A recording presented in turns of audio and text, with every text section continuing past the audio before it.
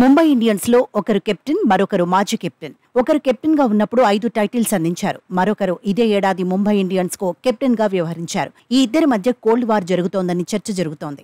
ఐపీఎల్లో ఇద్దరి మధ్య బాడీ లాంగ్వేజ్ కూడా సరిగా కనిపించలేదనే కామెంట్స్ వినిపిస్తున్నాయి. అయితే ముంబై మాజీ captain Rohit T20 world cup లో భారత్ ను నడిపించబోతున్నాడు. ముంబైకి కెప్టెన్ గా ఉన్న హార్దిక్ పాండ్యా వైస్ కెప్టెన్ గా వ్యవహరించబోతున్నాడు. లీడర్షిప్ గ్రూప్ లో ఉన్నందున ఇద్దరి మధ్య సమన్వయం ఎలా ఉంటుందనేది ఆసక్తి రేపుతోంది. టీమిండియాపై ఎఫెక్ట్ పడే ప్రమాదం ఉందని మాజీలు అంటున్నారు. ఇప్పటికే భారత జట్టులోకి హార్దిక్ ను తీసుకోవడం రోహిత్ కు నచ్చలేదన్న చర్చ ఉంది. నిజానికి పాండ్యా ఫస్ట్ చాయిస్ ఆల్రౌండరే. కానీ ఎప్పుడు ఫిట్నెస్ సమస్యలు ఎదుర్కొంటాడో తెలియదు. ఐపీఎల్లో ఫామ్ కూడా అందుకోలేదు.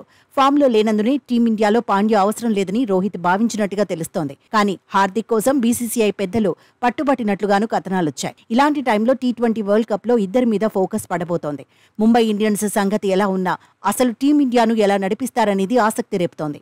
వైస్ కెప్టెన్ అయినందున తుది జట్టులో పాండ్యా తప్పకుండా ఉంటాడు. ఒకవేళ వరుసగా ఫెయిల్ అయితే పరిస్థితి ఏంటి? పాండ్యాను రోహిత్ పక్కన పెట్టగలడా లేదా అనేది కూడా టాకింగ్ పాయింట్ గా మారింది. బీసీసీఐ పెద్దల అండదండలు ఉన్నందున హార్దిక్ ను సైడ్ చేయడం అంత ఈజీ కాదనే వాదన ఉంది. అయితే పాండ్యాపై ఒత్తిడి ఉండటం ఖాయమనే కథనాలు వస్తున్నాయి. టీ20 వరల్డ్ కప్ లో రాణించడం స్టార్ ఆల్రౌండర్ కు చాలా కీలకమని మాజీలు అంటున్నారు. ఫామ్ అందుకుంటేనే విమర్శలు తగ్గుతాయంటున్నారు. జట్టులోనూ ఇమేజ్ పెరుగుతుందంటున్నారు. రోహిత్ తర్వాత కెప్టెన్ అయ్యేది పాండ్యానే అని చర్చ జరుగుతున్న వేళ నిలకడగా రాణించాల్సిందే అంటున్నారు. ఇదే సమయంలో ఫిట్నెస్ సమస్యలు ఎదురుకాకుండా చూసుకోవాలంటున్నారు. ఆల్రౌండర్ రోల్ కు న్యాయం చేయాలంటున్నారు.